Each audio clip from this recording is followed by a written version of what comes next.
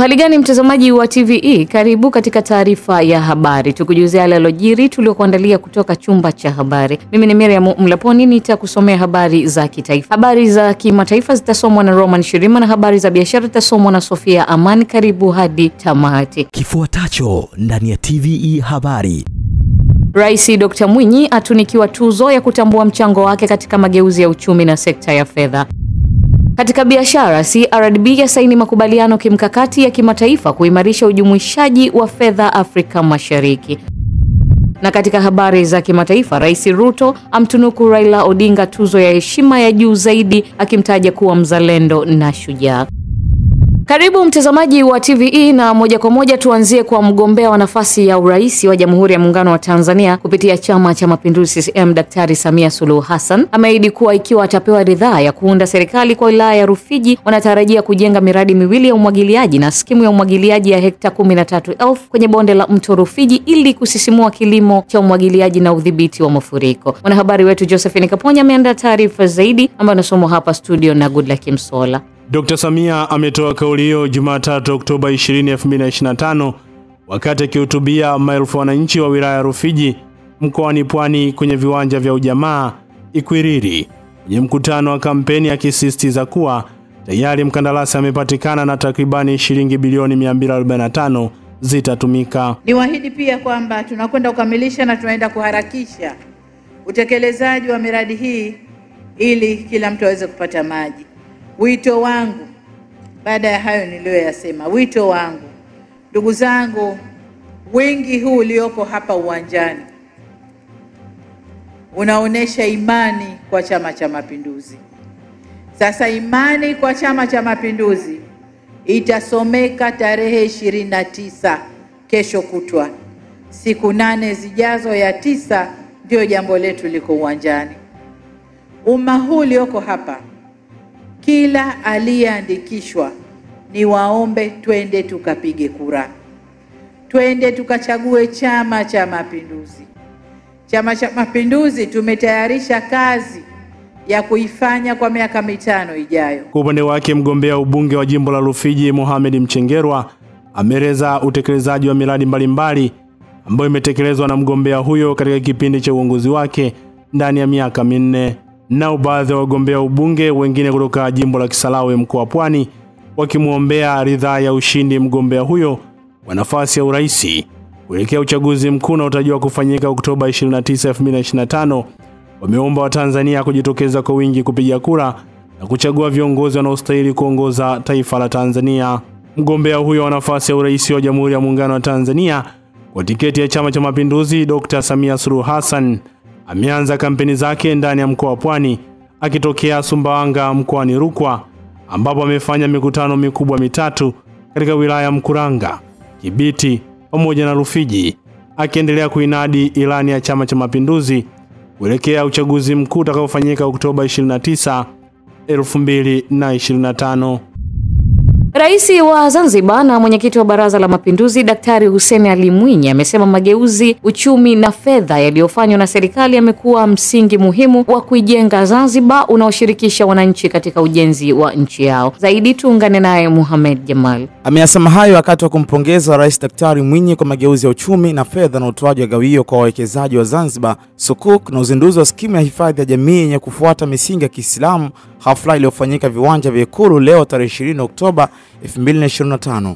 Ameeleza kuwa serikali imefanikiwa kuwa na sera madhubuti, mifumo ya kisasa na usimamizi bora wa fedha za umma uliochangia kukua kwa uchumi kwa 7.2%, ongezeko la uwekezaji wa ndani na nje ya nchi, udhibiti wa mfumuko wa bei kwa tarakimu moja, mapato ya ongezeko kwa 278% kwa kipindi cha miaka 5 iliyopita, na kuimarika kwa sekta za huduma ikiwemo utalii, kilimo na uvuvi. Ameeleza kuwa mageuzi hayo yamefanyika chini ya misingi bora ya uwazi, uwajibikaji na matumizi bora ya teknolojia za kisasa. Ajiliwa na kulindwa dhidi ya changamoto za kiuchumi katika uzee, katika maradhi na katika ajali. Hii ni hatua muhimu katika kujenga Zanzibar yenye haki za jamii na usalama wa kifedha kwa vizazi vijavyo. Aidha, leo tunafanya uzinduzi hapa wa skimu ya hifadhi ya jamii yenye kufuata misingi ya sharia. Hatua hii itatoa fursa kwa ZSSF kuwekeza kwenye maeneo yanayofuata misingi ya sheria kama tulivyoelezwa, na nadhani tutapata maelezo zaidi kuhusu swala hili. Lakini imetajwa hapa vile vile kwamba pengine sasa hata masuala ya hija yanaweza yakafanikishwa kupitia ZSSF. Rais Dr. Mwinyi amesema hatua ya kutoa gawio la kwanza kwa wawekezaji wa Zanzibar Sukuk kufuatia kuanzishwa kwake mwaka 2024 kunaonyesha dhamira yake katika kusimamia dhamana zake. Ameeleza kuwa kupitia Sukuk serikali imeweza kugharamia miradi mbalimbali ya kimkakati, kuimarisha imani kwa wawekezaji na kufungua milango kwa sekta binafsi kushiriki katika maendeleo ya nchi. Rais Dr. Mwinyi amesema hatua hiyo inaiweka Zanzibar katika historia mpya ya kifedha ya uwekezaji wa sheria za Kiislamu. Ndugu wananchi, wageni waalikwa, mabibi na mabwana, mageuzi ya uchumi na fedha tuliyoyaanzisha nchini yamekuwa ni msingi muhimu wa kuijenga Zanzibar unaoshirikisha wananchi katika ukuaji wa uchumi wa nchi yao. Tulianza kwa kuweka misingi ya sera madhubuti, mifumo ya kisasa na usimamizi makini wa fedha za umma. Sasa tunashuhudia matokeo kama ifuatavyo. Kwanza, uchumi wetu umekuwa kwa zaidi ya 7.2% kwa mwaka. Uwekezaji wa ndani na nje umeongezeka. Mfumuko wa bei umedhibitiwa kwa wastani wa tarakimu moja. Mapato ya ndani yameongezeka kwa 278% katika kipindi cha miaka mitano. Na sekta za huduma, utalii, kilimo na uvuvi zimekuwa kwa kasi sana. Kwa upande wake, waziri wa nchi ofisi ya Rais Fedha na Mipango Mheshimiwa Saada Mkuya Salum amemkabidhi Rais Daktari Mwinyi tuzo maalum ya kutambua mafanikio na mchango wake katika mageuzi ya uchumi na sekta ya fedha hapa nchini. Asante sana Mohamed Jamal kwa taarifa hiyo. Kwingineko, mgombea urais wa Jamhuri ya Muungano wa Tanzania kupitia chama cha Alliance for Democratic Change ADC, Wilson Elias Mulumbe amesema kuwa miongoni mwa mikakati yake endapo atachaguliwa kuwa rais ni kupunguza ugumu wa maisha kwa Watanzania, ikiwamo kuwezesha Watanzania wanaoishi nje ya nchi diaspora kupata uraia pacha ili kuchochea ukuaji wa uchumi. Taarifa na Joel Maduka kutoka Geita inaarifu zaidi. Mulumbe alitoa kauli hiyo leo wakati akiwahutubia wananchi wa mji mdogo wa Katoro wilayani Geita katika mwendelezo wa kampeni zake za kuomba ridhaa ya kuchaguliwa kuwa rais katika uchaguzi mkuu unaotarajia kufanyika Oktoba 29 mwaka huu. Amesema kuwa hatua ya kuruhusu uraia pacha itasaidia kuongeza mapato ya fedha za kigeni, kupunguza makali ya kodi na kuimarisha ushiriki wa Watanzania waishio nje katika maendeleo ya taifa. Na vijana ambao mpo hapa, nataka niwahakikishie kwamba mkinichagua, kula bata itakuwa ni lifestyle. Vijana hawana furaha kwa sababu hawali bata. Hakuna mzunguko wa pesa. Tunasema mtuchague sisi ADC kwa sababu tunao suluhisho kwa ajili ya hizi changamoto za kiuchumi. Lakini ndugu zangu wana Katoro, napenda kutangaza kwamba nitakapokuwa rais wa Jamhuri ya Tanzania nitawapunguzia ugumu wa maisha. Mtasaidiwa na ndugu zenu ambao wanaishi nje ya nchi, wanaitwa diaspora. Wana diaspora wana kilio chao ambacho wanasema ni uraia pacha. Na kwa kuwa nchi zote 56 za Afrika ni nchi 4 pekee ikiwemo Tanzania hatuna utaratibu wa uraia pacha. Kwa hiyo mimi nitaungana na nchi nyingine 52, Tanzania itakuwa ni nchi 53 kuweza kuwa na uraia pacha. Kwa upande wake, mgombea ubunge wa jimbo la Katoro kupitia chama hicho, Mohamed Ibrahim, alisema kipaumbele chake cha kwanza endapo atachaguliwa kuwa mbunge ni kuboresha sekta ya elimu kwa kuhakikisha shule zinakuwa na miundombinu bora na walimu wanaopatiwa motisha ya kazi. Ndugu zangu, nyote ni mashahidi. Watoto wetu badala ya kwenda kupata elimu shuleni wamebaki wanahudhuria shuleni. Shule yenye watoto wachache Katoro ni 3,500. Unakuta shule ina mikondo 7. Maana yake nini? Mkondo mmoja watakaa watoto 300. Mwalimu mle darasani anaenda kufundisha? Na wauliza anaenda kufundisha nini? Nichagueni ABC. Nina mpango wa kuwakomboa watoto kwenye swala la elimu. Ninajua mkimchagua Mheshimiwa Wilson Mlumbe kama Mheshimiwa Rais, mimi nikawepo bungeni. Fedha zipo. Sasa vyama mbalimbali vinaendelea na kampeni zao za kuomba ridhaa ya Watanzania kuelekea uchaguzi mkuu utakaofanyika Oktoba 29 mwaka huu. Asante sana Joel Maduka kwa taarifa hiyo. Huko mkoani Mara, mgombea urais kupitia chama cha wakulima AAFP ameahidi kukomesha tatizo la uharibifu wa mazao mashambani unaofanywa na tembo katika maeneo yanayopakana na hifadhi ya taifa ya Serengeti mkoani Mara endapo atachaguliwa kuwa rais Oktoba 29 mwaka huu. Adam Kadutu anaripoti kutoka Mara. Mwananchi wangu analalamika kila siku tembo. Kunje Ngombale Mwiru, mgombea urais wa Jamhuri ya Muungano wa Tanzania kwa tiketi ya chama cha wakulima AAFP, akinadi sera na kuomba kura kwa wananchi hapa mkoani Mara wanaoishi pembezoni mwa hifadhi ya taifa ya Serengeti. Anasema wamekuwa wakipoteza mazao yao mashambani na wakati mwingine vifo kutokana na wanyama pori waharibifu, jambo linalorudisha nyuma jitihada za kupunguza umaskini vijijini. Ndugu zangu, niwahakikishie wale wenye malalamiko kwenye mambo ya tembo, nimehapa kutoka ndani ya moyo wangu. Wewe serikali yangu imekufundisha udhibiti wa nyama. Leo mwananchi wangu analiwa na tembo. Wewe kiongozi wa maliasili wa wilaya, wa kata, wa kijiji, wa taifa, akiliwa mwananchi wangu na tembo, na wewe naenda kukufungia kule mbuga za wanyama uliwe na tembo. Hapa analipongeza jeshi la polisi nchini kwa kazi kubwa ya kulinda raia na mali zao, huku akihimiza Watanzania kujitokeza kwa wingi kupiga kura Oktoba 29 mwaka huu. Polisi waliposikia na kuja mkoa wa Mara, hawa polisi sidhani kama hata chakula wamekula. Nitawatumia vyombo vya habari kuniletea changamoto mbalimbali kutoka kwenye vijiji, na nitawatafutia magari maalum ili wao wanaletea changamoto kwenye ikulu yangu. Kwa upande wao, wagombea ubunge wa chama hicho katika majimbo ya Bunda, Musoma na Rorya wanaahidi kushirikiana na wananchi kuhakikisha changamoto za elimu, maji na miundombinu zinapatiwa ufumbuzi. Tunachangishwa mashuleni chakula. Wewe umenunua amboni moja, hafu upeleke tena ya makande. Ndugu zangu, chama cha wakulima hamna mzazi atakayechangishwa hata mmoja. Nataka kumuombea Mheshimiwa Rais wangu Kunje Ngombale Mwiru kiti cha urais. Naamini kabisa tarehe 29 kila mwananchi wa Bunda, uwe mama, uwe kijana, unakwenda kupiga tiki. Asante sana Adam Kadutu kwa taarifa hiyo.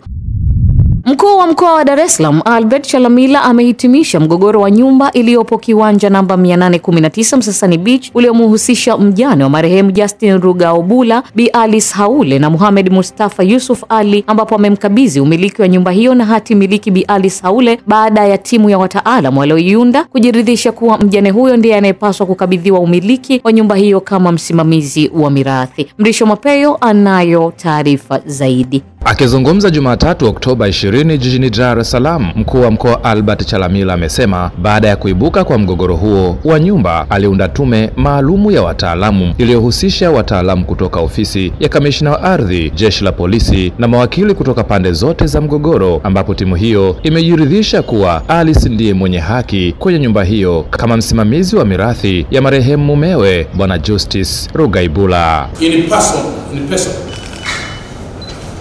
Nimemuita kwa simu ndugu Muhammad Mustafa Yusuf Ali in person,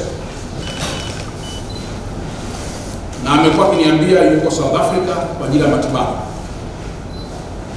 Nimemuita zaidi ya mara 10 kwa message na kwa simu.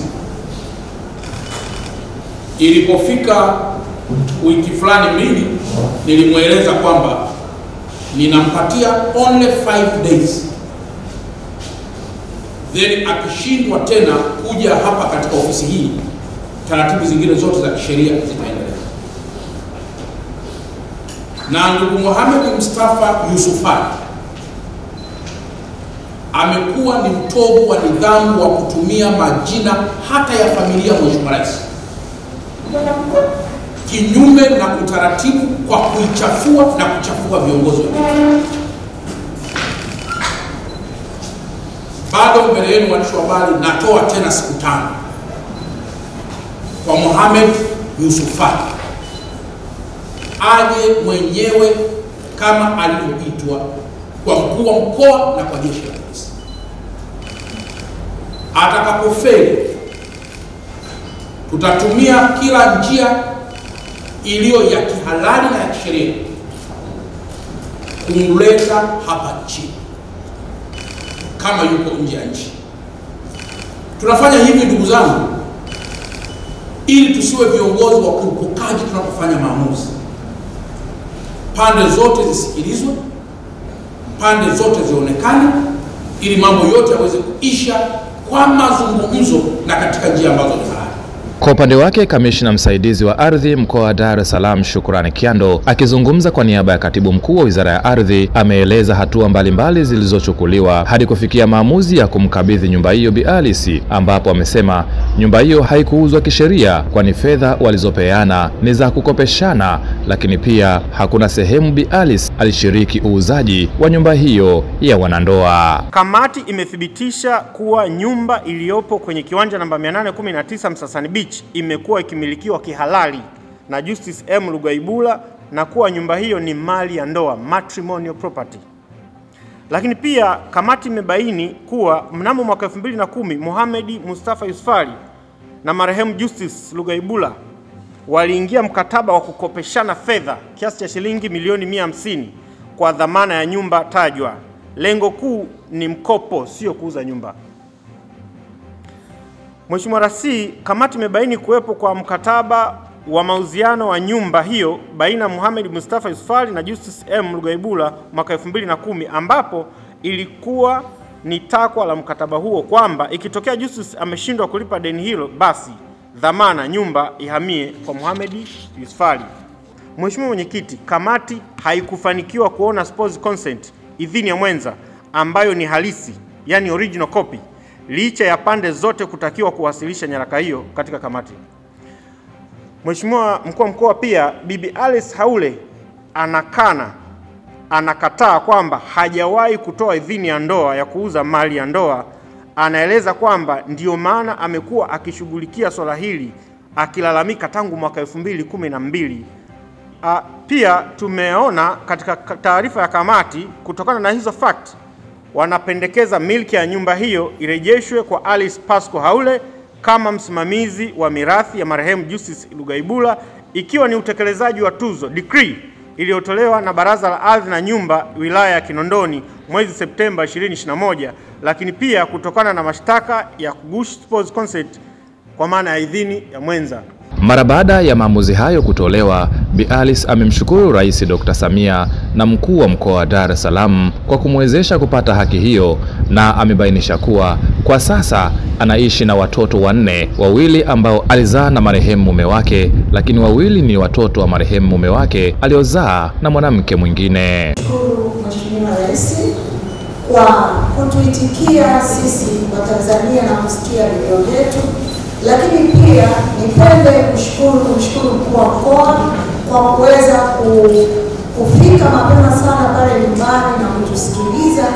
Namshukuru pia mkuu wa wilaya pamoja na vyombo vyote vya dola ambao walisikia swala letu na wakatia nguvu kubwa sana kulifuatilia kwa kina.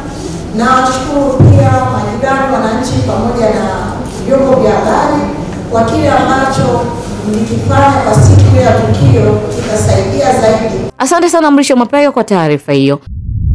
Mgombea mwenza wa urais wa Jamhuri ya Muungano wa Tanzania kupitia Chama cha Mapinduzi CCM Balozi Daktari Emmanuel Nchimbi amesema kuwa Chama cha Mapinduzi kina dhamira ya dhati ya kuendelea kusimamia amani na utulivu uliopo nchini. Kutoka mkoani Ruvuma tuungane naye Innocent Oromo.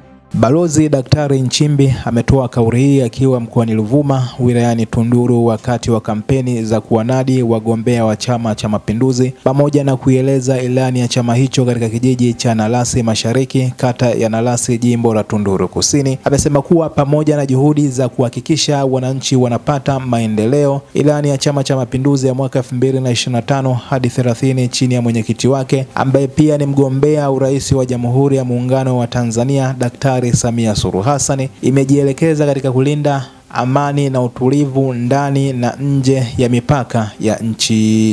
Ilani ya Chama cha Mapinduzi na dhamira ya rais wetu Samia Suluhu Hassan ni kuhakikisha kwamba Watanzania wanaendelea kuwa salama. kuhakikisha kwamba mipaka yetu yote na nchi jirani inakuwa salama, kuhakikisha kwamba Watanzania hawatishiwi usalama wao kutoka nje ya nchi yetu na nje ya mipaka yetu, lakini pia kuhakikisha usalama wa ndani katika nchi yetu unaendelea. Na kwa kufanya hivyo, rais wetu amedhamiria kuendelea kuviimarisha, kuvijenga vikosi vyetu vya ulinzi na usalama. Kazi ambayo rais wetu amefanya kwa miaka 5 iliyopita ya kuimarisha vikosi vyetu ni kubwa na ya mfano, lakini rais na chama chetu vimedhamiria kuendelea kuimarisha usalama wa Watanzania kwa kuimarisha vikosi vyetu. Jambo lingine ambalo ilani ya CCM imedhamiria na rais wetu amedhamiria ni kuendeleza umoja na utangamano wa kitaifa kwa watu wetu.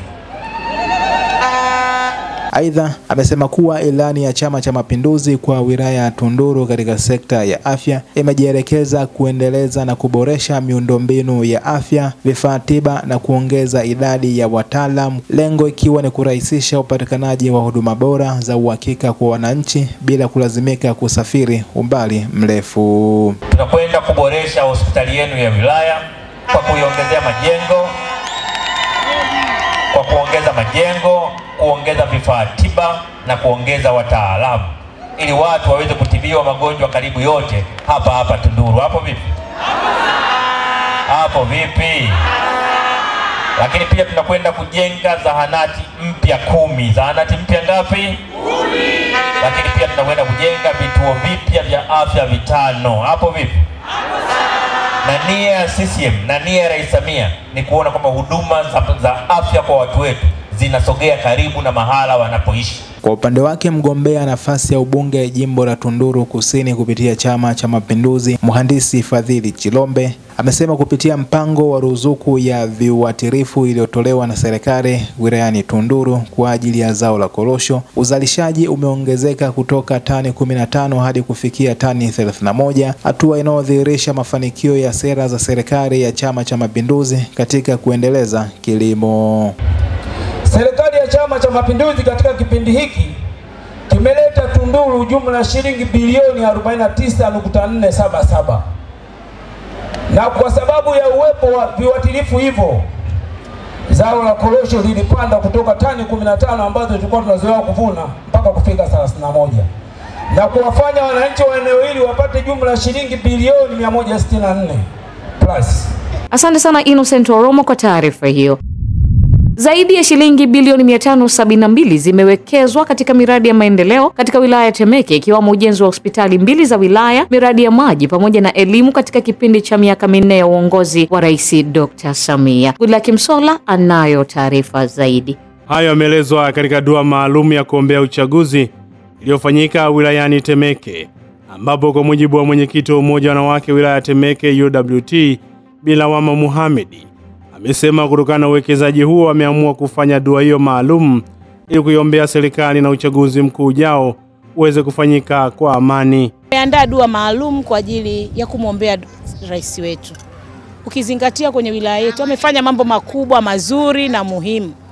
Napenda kuwaambia katika 2025 Dr. Samia Suluhu Hassan na serikali yake wameweza kuleta zaidi ya bilioni 572 kwa ajili ya kuendeleza miradi mbalimbali, ikiwemo zahanati kila kata zipo, vituo vya afya, lakini pia tumepata bahati ya kupata hospitali 2 za wilaya.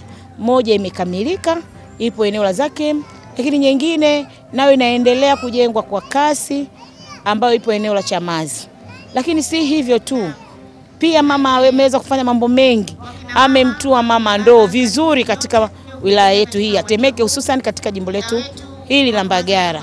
Maji yanayotoka Kisarawe tu yameshaingia ndani ya wilaya yetu, na sasa miundombinu ya maji inatandazwa kuelekea kwenye majumba ya watu. Mambo ni mazuri kweli kweli.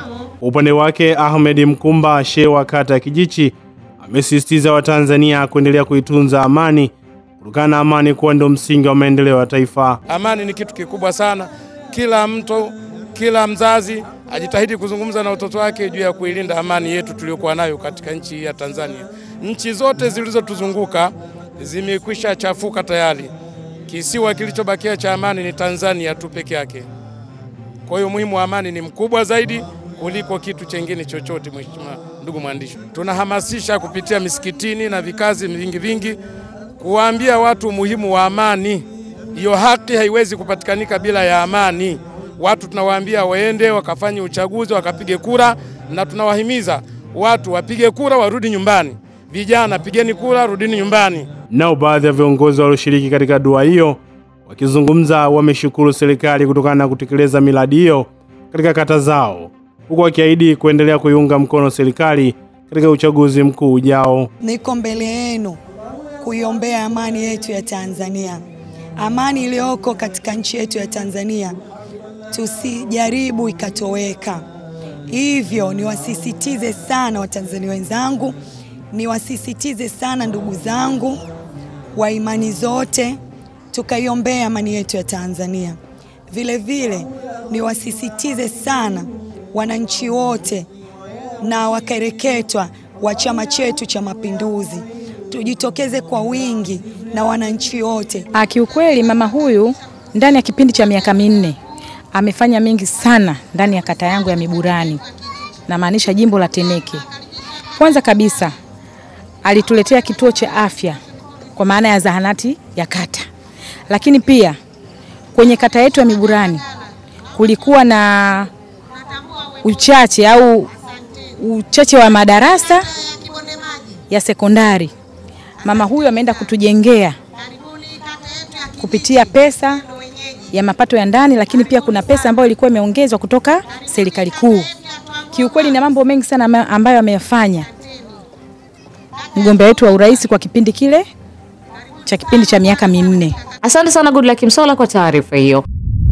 Mgombea urais wa Jamhuri ya Muungano wa Tanzania kupitia Chama cha Mapinduzi CCM, Daktari Samia Suluhu Hassan anatarajia kufanya mikutano ya kampeni jijini Dar es Salaam kuanzia Oktoba 21 hadi Oktoba 23 mwaka huu, ikiwa ni katika kuelekea uchaguzi mkuu wa rais, wa bunge na madiwani unaotarajiwa kufanyika Oktoba 29. Mrisho Mapeyo anayo taarifa zaidi. Akizungumzia ujio wa mgombea huyo ambaye pia ni rais wa Jamhuri ya Muungano wa Tanzania, mkuu wa mkoa wa Dar es Salaam Albert Chalamila amesema mgombea huyo anatarajia kufanya kampeni kwenye viwanja vya Leaders Club, viwanja vya Tanesco Temeke na viwanja vya Kinyerezi jijini humo. Hivyo amewataka wananchi kujitokeza ili kusikiliza sera za mgombea huyo. Aidha, Chalamila amewahakikishia wananchi wa jiji hilo kuwa jiji lipo salama na litaendelea kuwa salama katika kipindi chote cha kampeni, wakati wa uchaguzi mkuu na baada ya uchaguzi. Hivyo amewataka wananchi kushiriki shughuli zote za uchaguzi na kujitokeza kupiga kura Oktoba 29. Nayo furaha kuambia kwamba mpaka muda huu mkoa wa Dar es Salaam upo salama sana. Mimi pamoja na wenzangu, kwa maana wakuu wa wilaya, jeshi la polisi na vyombo vyote vya dola, tumeendelea kwa dhati kabisa kuhakikisha kwamba wananchi wote wanaendelea kulindwa, lakini wanakuwa na furaha katika kutekeleza shughuli zao za kila siku ndani ya mkoa wetu wa Dar es Salaam. Nayo furaha pia kuambia kwamba nyakati hizi za kuendelea na kampeni za uchaguzi zinazofanywa na vyama vya siasa vilivyojitokeza kwa ajili ya kushiriki uchaguzi mkuu, wagombea wao wa ngazi ya urais, ubunge pamoja na udiwani wameendelea kunadi sera zao vizuri katika mkoa wetu bila kuingiliwa na viashiria vya aina yoyote vya uvunjifu wa amani. Tunayo pia ratiba ya mgombea urais kupitia Chama cha Mapinduzi, Daktari Samia Suluhu Hassan, ambaye pia atakuwa Dar es Salaam kuanzia tarehe 21, tarehe 22 na tarehe 23 kwa kufanya mikutano mitatu. Mkutano utakaofanyikia katika viwanja vya Leaders, mkutano utakaofanyikia kule katika uwanja wa kule Kinyerezi, na mkutano mwingine utakaofanyikia viwanja vya Tanesco kule Temeke. Hata hivyo, mkuu huyo wa mkoa wa Dar es Salaam amezungumzia changamoto za upungufu wa maji kwenye jiji hilo, ambapo amewatoa shaka wananchi kuwa hatua zinazochukuliwa na serikali kwa sasa changamoto hiyo inakwenda kupata suluhisho la kudumu. Chalamila amezungumzia pia suala la umeme kwenye jiji hilo, ambapo amesema upatikanaji wa umeme umeimarika na kwamba serikali inaendelea na mchakato wa kukabiliana na changamoto ya mafuriko kwa kujenga madaraja ya Jangwani, Kigogo na Mkwajuni Kigamboni pamoja na madaraja ya Geti Jeusi na Nguva yaliyopo Kigamboni, huku usafiri wa mwendo kasi pia akiutaja kuimarika jijini humo. Njia ya Kimara ambayo ni BRT1 imeshapata mabasi kama ambavyo tulisema, mabasi ya kampuni la Moffat, mabasi zaidi ya 50 ambayo kwa sasa yanatoa huduma kwa kushirikiana mabasi ya UDART ambayo yalikuwa tangu awali yakitoa huduma hizo. Aidha, kwa barabara ya BRT2 inayoelekea Kilwa Road tayari yamekushaanza majaribio ya kupeleka mabasi, na mpaka sasa ni mabasi zaidi ya 20 ambayo tayari yamekushaanza kutoa huduma kwenye barabara hiyo. Lakini mabasi ambayo yamekushafika kwa ajili ya barabara hiyo peke yake ni mabasi 151. Rai yangu kwa vyombo vingine vyote vya usafiri, njia hizo mpaka sasa zinatumiwa sana na waendesha bodaboda ama waendesha pikipiki, bajaji na baadhi ya watu wanaojinasibu kuwa wao ama ni watu special ama vinginevyo. Nitumie vyombo hivi vya habari kutoa onyo kali kwamba barabara zote za mwendo kasi yaachiwe mabasi ya mwendo kasi yatoe huduma. Vijana wa pikipiki, vijana wa bajaji, daladala pamoja na magari mengineyo ya watu binafsi yapite kwenye njia zingine za kawaida ili waruhusu ile falsafa na tafsiri ya barabara zinazobeba mabasi yaendayo kwa kasi. Asante sana Mrisho Mapeyo kwa taarifa hiyo.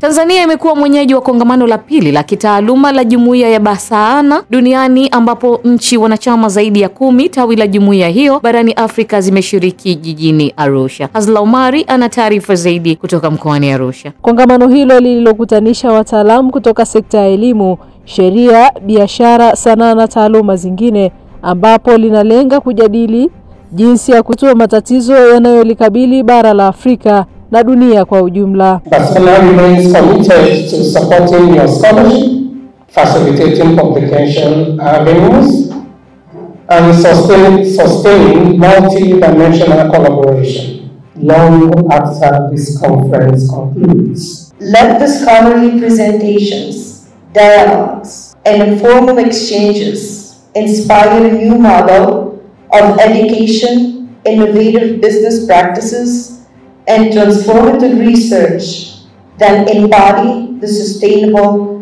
development goals. Kwa wilaya ya Rumeru, Mwinyi Ahmed Mwinyi akifungua kongamano hilo kwa niaba ya mkuu wa mkoa wa Arusha, amesema ni wakati wa Afrika kujadili na kutatua matatizo tulionayo kupitia taaluma. Kuwapongeza Chuo Kikuu Huria kwa kuona namna gani kama nchi tulipaswa kuandaa kongamano hili la kitaaluma. Lakini hili ni kongamano la pili. Sisi kama Watanzania tumepata fursa na wasaa wa kuwakutanisha wanazuoni na wanataaluma mbalimbali kuja nchini kwetu kukaa kujadili masuala mbalimbali ya kitaalamu ambayo yanahusu kwanza bara letu la Afrika lakini dunia kiujumla. Nao waandaaji wa kongamano hilo kutoka Chuo Kikuu Huria cha Tanzania, akiwemo makamu mkuu wa chuo hicho na mkuu wa kitivo cha sayansi, wamesema watafiti watapata nafasi ya kuwasilisha machapisho yao ya kitaaluma.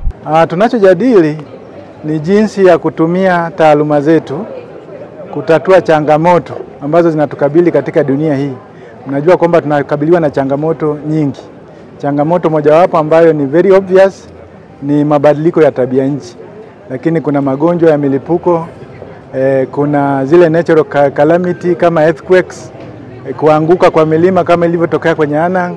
Sasa sisi tunaamini kwamba ni wanataaluma, kwamba jamii zetu zimewekeza kwetu kwamba tuwe na knowledge, na hizo knowledge ziweze kutusaidia kuaddress hizi problem.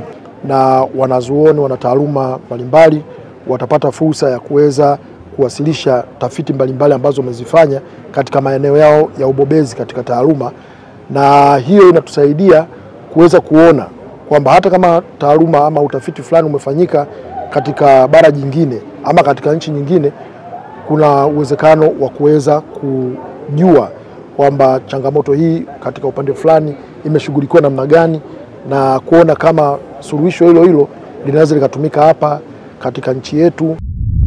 Zikiwa zimesalia siku chache kuelekea uchaguzi mkuu Oktoba 29 mwaka huu, kamati ya amani kwa kushirikiana na viongozi wa dini ya Kikristo na Kiislamu mkoani Mwanza wameungana kwa pamoja kutoa tamko la kuhamasisha wananchi kujitokeza kupiga kura na kuitunza amani iliyopo. Emmanuel Mwasha kama taarifa zaidi kutoka mkoani Mwanza. Tamko hilo limetolewa na kamati hiyo katika kongamano la amani lililowakutanisha viongozi wa dini mbalimbali na viongozi wa serikali. Sisi kamati ya amani ya mkoa wa Mwanza kwa kushirikiana na viongozi wa serikali, viongozi wa dini zote, Wakristo na Waislamu, tunaungana kwa sauti moja kutoa ahadi na rai kwa serikali na wananchi wote wa Tanzania kwamba tutaendelea kuhamasisha wananchi wa mkoa wa Mwanza na nchi nzima kujitokeza kwa wingi kupiga kura kwa uhuru na kwa haki siku ya tarehe 29 Oktoba 2025. Tunawahimiza wananchi wote kutumia haki yao ya msingi ya kupiga kura kwa kumchagua rais, wabunge na madiwani katika ngazi zote kwa upendo, busara na uwazi. Wakizungumza kabla ya tamko hilo, wenye viti wa kamati ya amani mkoani Mwanza, Sheikh wa mkoa wa Mwanza Hassan Kabeke pamoja na Dr. Askofu Charles Sekelwa wamewasihi wa Tanzania kujitokeza kwa wingi kutimiza haki yao ya kikatiba ya kupiga kura, ikiwa ni pamoja na kuitunza amani. Kwa hiyo mimi naomba sana ndugu zangu, kwa sababu katiba ni takwa la kisheria, tusinyime haki yetu ya kutoka na kwenda kupiga kura, kwa sababu tunakabiliwa na uchaguzi. Kukaa nyumbani bila kutoka kwenda kupiga kura ni uchaguzi sahihi? Au kutoka na kutumia haki yangu ya kupiga kura ni uchaguzi sahihi? Kwani nikikaa nyumbani ninapata faida ipi? Nikitumia haki yangu ya kupiga kura napata faida ipi? Nadhani kwa busara tu ya kawaida, kwa mtu ambaye anajua ya kwamba amezidi miaka 18 na anaijua katika nchi yake vizuri, hata unastahili kukaa nyumbani, atatoka aenda akapige kura, aitumie haki yake. Kitu bora kinachoweza kutusaidia tukavuka salama kwenye uchaguzi ni amani.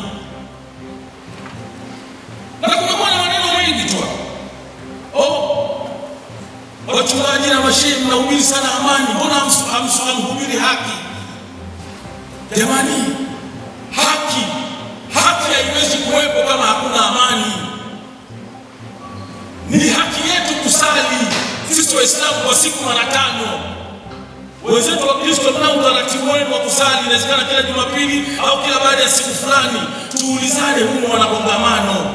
Kwa upande wake, waziri wa zamani wa maliasili na utalii Lazaro Nyalandu amewasihi viongozi wa dini kuhubiri amani, ikiwa ni pamoja na kuendelea kuliombea taifa na kumwombea Rais wa Jamhuri ya Muungano wa Tanzania Dr. Samia Suluhu Hassan.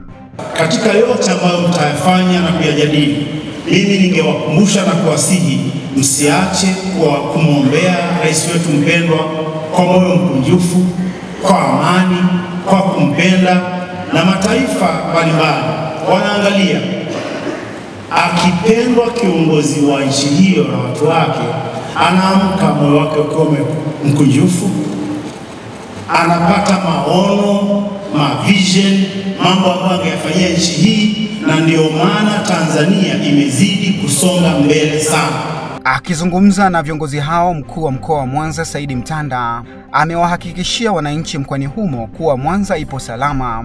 Hivyo ametoa wito kwa wananchi kujitokeza kupiga kura Oktoba 29 mwaka huu pasipokuwa na hofu yoyote. Neno langu la kwanza ni kuhakikishieni kama mwenyekiti wa kamati ya usalama ya mkoa wa Mwanza kwamba Mwanza tuko salama. Nataka niwahakikishieni nyie na wale wanaotutazama na kutufuatilia kwamba serikali ya mkoa wa Mwanza na vyombo vya usalama na ulinzi katika mkoa wetu tumejipanga ipasavyo kuhakikisha kwamba nchi yetu inaingia na kumaliza huu mchakato wa kikatiba wa uchaguzi katika mkoa wetu kwa salama na kwa amani. Asante sana Emmanuel Mwasha kwa taarifa hiyo. Mtazamaji, hii ni taarifa ya habari. Mimi ni Miriam Mlaponi, tupate mapumziko mafupi kisha tutaendelea na taarifa ya habari.